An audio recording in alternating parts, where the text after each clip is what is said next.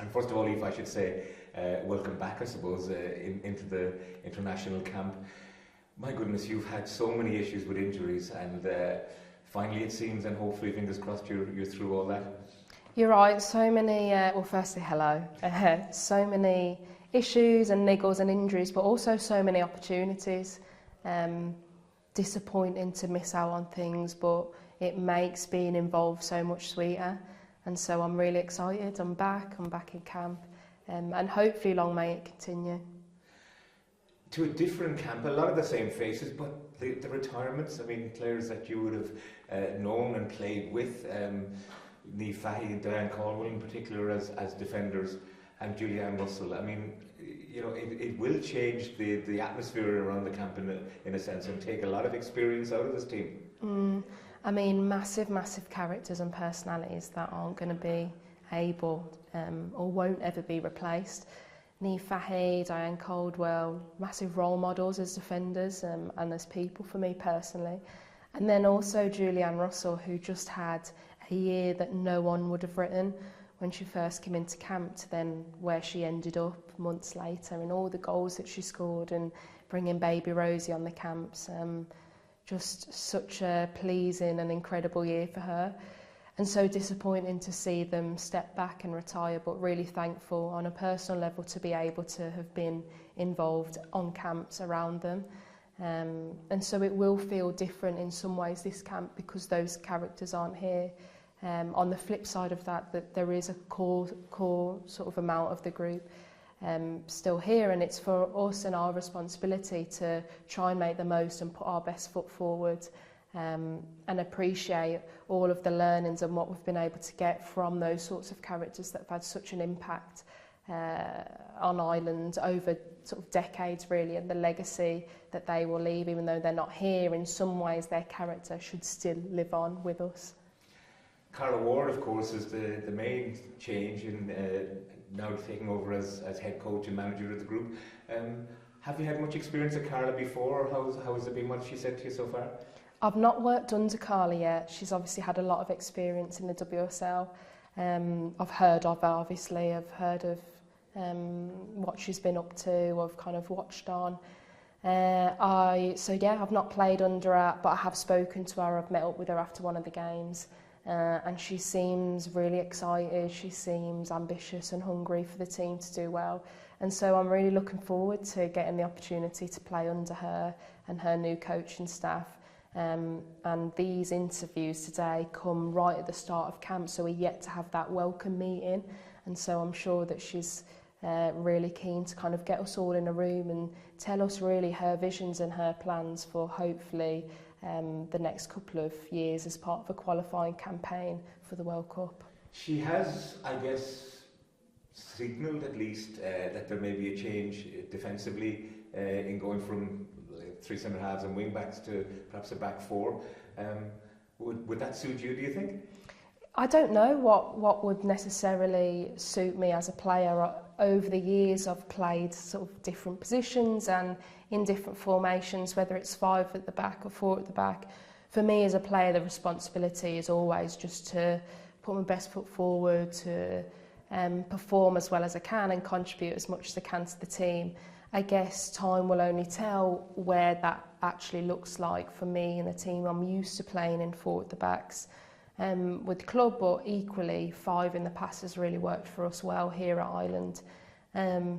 And so I guess that brings a real excitement with it, really like opportunity and challenge. And I think that all of us will be really excited to try and show what we can do as players so that we can contribute as much as possible.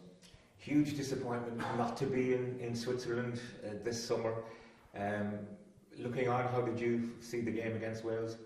It was such a kick in the teeth, the final game against Wales. I was there at the Aviva with the girls in the changing room, and that was a really nice touch on a personal level at the time for Eileen to do that for some of us that were injured, me and Louise Quinn, for example. And that's something that I'll always appreciate, that even though we were out, we were able to be part of that in a sense of watch on from like closely from the side.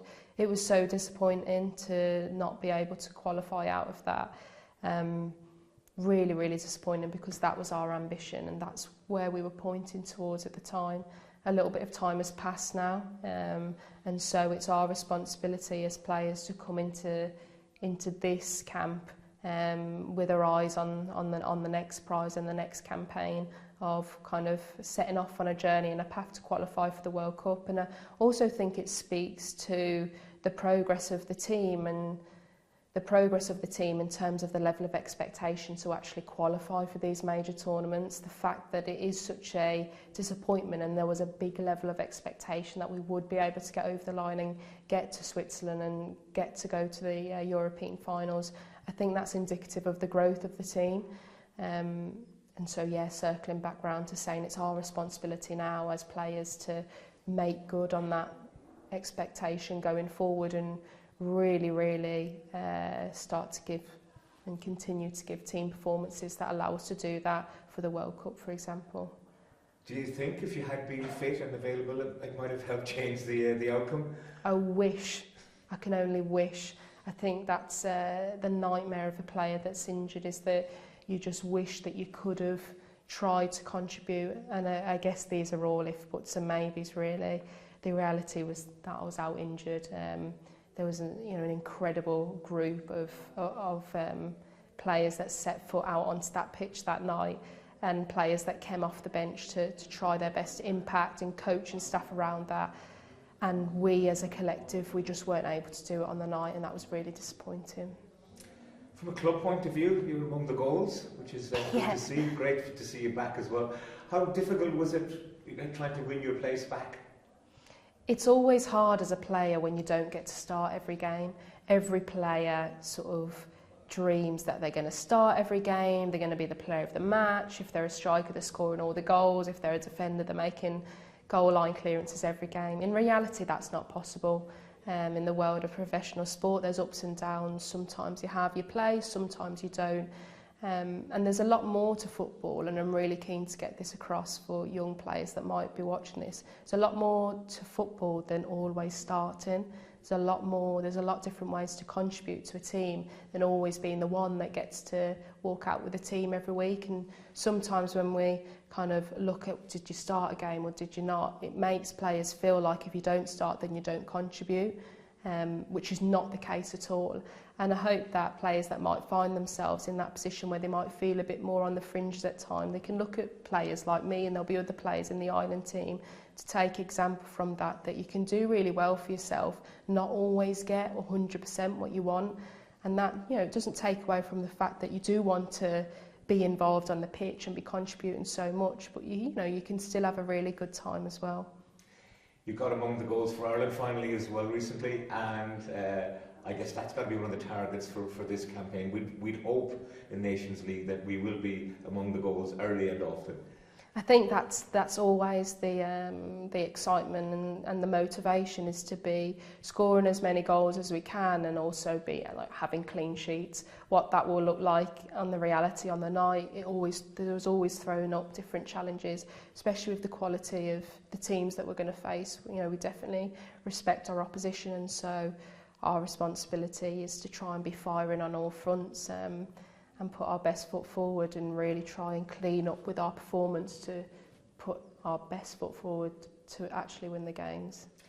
Can I finally ask you about Colin Healy, because he was an important member of the coaching staff under Eileen Gleeson, and the way his exit was handled has been criticised by Colin himself and by a number of your teammates, including the likes of Denise O'Sullivan, Caitlin Hayes. Have you any views on it yourself? I really liked Colin, as I liked Ilo. Personally, it was a surprise for me when they were let go.